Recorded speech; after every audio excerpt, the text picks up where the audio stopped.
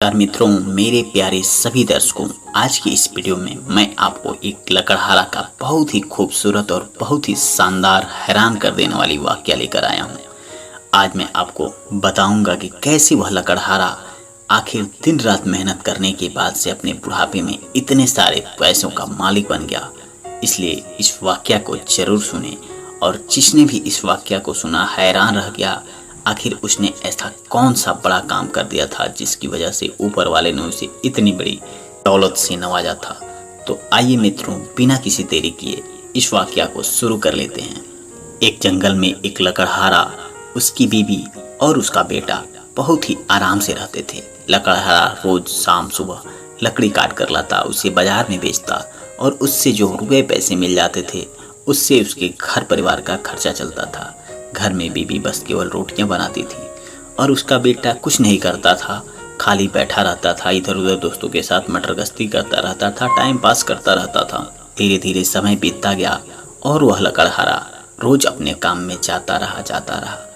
अब वह बूढ़ा हो चला था, अब उससे उतने काम नहीं हो पा रहे थे। वह बहुत ही कोशिश करके जंगल में जाता, लेकिन उस तरह से अब लकड़ियां नहीं काट पाता था, उसके हाथों में वो ताकत नहीं रही थी। एक दिन वह चुपचाप अपने घर के दरवाजे पर बैठ गया। उसका बेटा अपने बाप को बैठा देख बड़ा हैरान हुआ। आखिर क्या हुआ, इतनी देर हो गई, इतनी सुबह हो गई, अभी तक पिताजी जंगल में लकड़ी काटने नहीं गए हैं, आखिर क्या बात है। वह आकर उनसे पूछने लगा। वे कहने लगे कि देखो बेटा, मेरे शरीर अब बहुत कमज़ोर हो गए हैं और मेरे शरीर में इतने ताकत नहीं है कि हम जंगल जाकर लकड़ियाँ काट पाएँ। अब मुझसे यह नहीं हो पा रहा है। ऐसा करो, अब ये सब घर की जिम्मेदारी तुम उठा लो और मुझे अब जिम्मेदारी से मुक्त कर दो। वह लड़का कहने लगा, ठीक है पिताजी, यदि आप कहते हैं तो आपका काम मैं कर लूँगा। यह बात सुनकर माँ और उसके पिता दोनों बड़े खुश हुए, क्योंकि लड़का बहुत ही ध्यान से अपने पिता के द्वारा बताई हुई जो बातें थी, क्या क्या सावधानियाँ बरतना है, कैसे लकड़ी का पहचान करना है, कौन सी लकड़ी काटनी है जो ज़्यादा दाम पे बिक पाए, बहुत ही ध्यान से पूर्वक सुन रहा था। फिर जब उसका पिता उसे सब कुछ बता लिया, समझा लिया, फिर उसे अपने घर में रखी कुल्हाड़ी उठा कर दिया और कहा, लो बेटा, बहुत ही इत्मीनान के साथ काम करना, ध्यान लगाकर काम करना और इस काम से ही घर का खर्चा चलेगा। लड़का चूंकि जवान था, ताकतवर था, उसने भी अपने पिता का कहना माना और कुल्हाड़ी लेकर जंगल की तरफ निकल गया। जंगल में जाते हुए अभी सुबह के सूरज नहीं निकले थे, तब तक वह उस जगह पर पहुंच गया था जहां उसके पिता बताए थे, जहां अच्छी अच्छी लकड़ियां मिल जाएंगी। वह वहां पहुंचकर लकड़ी काटना शुरू कर दिया। उसके पिता बताए थे कि लकड़ी में जो बगल बगल वाली झाड़ियां होंगी, पहले उसे साफ कर लेना, फिर सीधी लकड़ी काट लेना। वह उनकी शाखाओं को काट ही रहा था कि उसमें से एक शाखा पर उसकी नज़र गई, जहाँ पर चिड़िया के छोटे छोटे बच्चे घोंसला में बैठे हुए थे और उसकी माँ उसे दाना चुरा रही थी। वह उसे देखकर बड़ा द्रवित हुआ उसका मन। वह सोचने लगा, मैं यदि इसकी शाखाओं को काट देता हूँ तो यह बच्चे नीचे गिर जाएंगे और यह मर सकते हैं। इसलिए उसके मन में यह भाव आया कि मैं इन शाखाओं को नहीं काटूंगा और वह वापस अपने घर की तरफ लौट गया। पिता ने अपने बेटे को समय से पहले आते देखा तो वह बड़ा अचंभित हो गए। वह सोचने लगे, आखिर क्या हुआ, यह तो अभी लकड़ी ले जाकर बेचा भी नहीं होगा, तब तक वापस आ गया।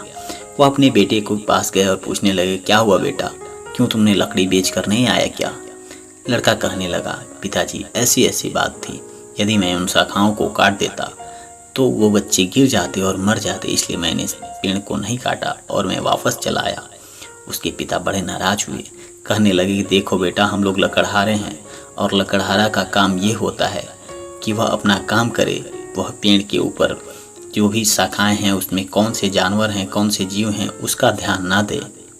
और तुम जैसे कर रहे हो ऐसे तो हम लोगों का बिजनेस ही चौपट हो जाएगा, हम लोग सड़क पर आ जाएंगे, हम लोग को खाने पीने को भी नहीं मिलेगा। लड़के को बहुत समझाए बुझाए, डांटने बोलने लगे, तब तक उसकी माँ आ गई, उन्हें समझा बुझा कर अलग कर दी। उसने कहा कि जाने दीजिए, अभी बच्चा है, धीरे धीरे सीख जाएगा।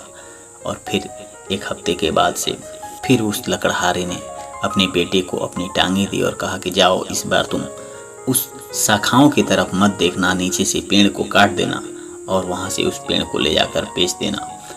लड़का ने कहा, ठीक है पिताजी, मैं ऐसे ही करूँगा।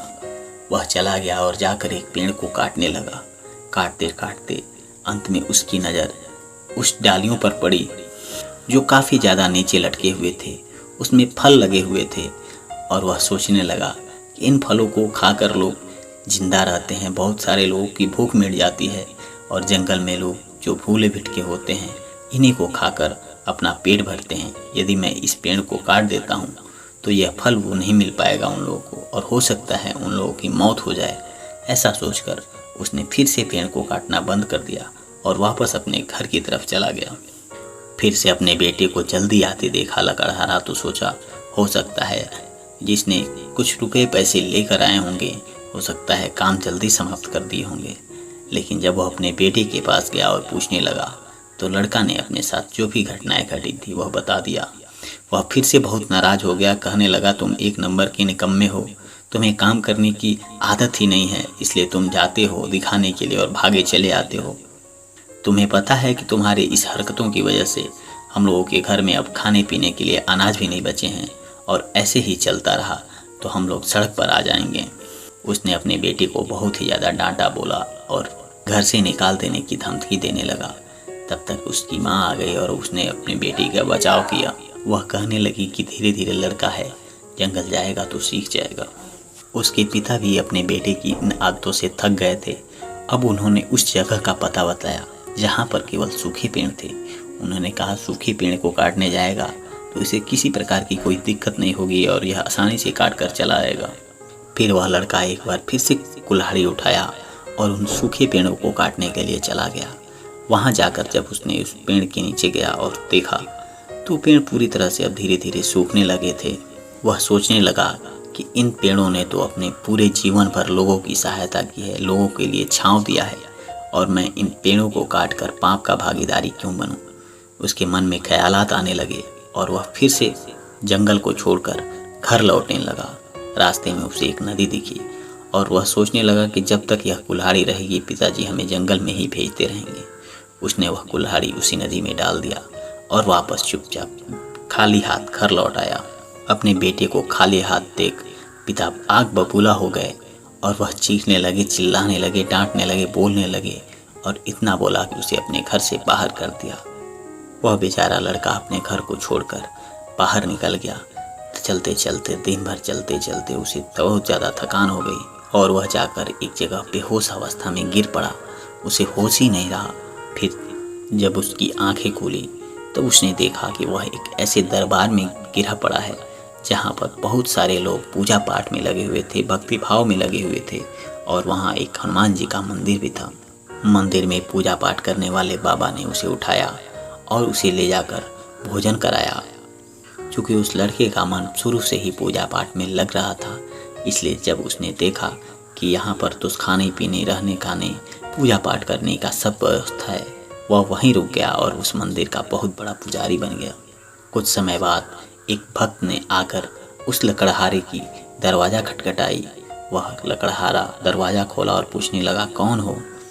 तो उस शिष्य ने बताया मुझे बाबा ने भेजा है और आप लोगों को आप वहाँ पर बुलाया है। जब लकड़हारा और उसकी पत्नी उस मंदिर में गए और जाकर बैठे ही थे तब तक उधर से आवाज़ आई, माँ और पिताजी।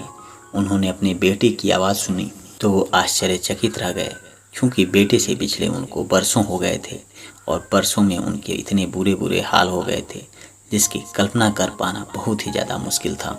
जैसे ही माँ अपने बेटे को अपनी तरफ आते देखी, उसे भागकर अपने गले से लगा लिया और कहने लगी, बेटा तुम हमारे घर से कहाँ चले गए थे, क्यों भाग गए थे, और बिलख बिलख कर रोने लगी।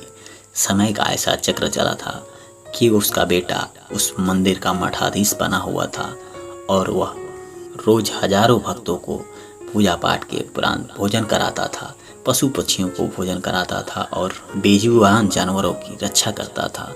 इसलिए भगवान ने उसके ऊपर कृपा किया और उसे इतना बड़ा बना दिया यह सब करने के लिए कि उसके पास बहुत सारे सामर्थ्य भी थे और बहुत सारे लोग भी थे।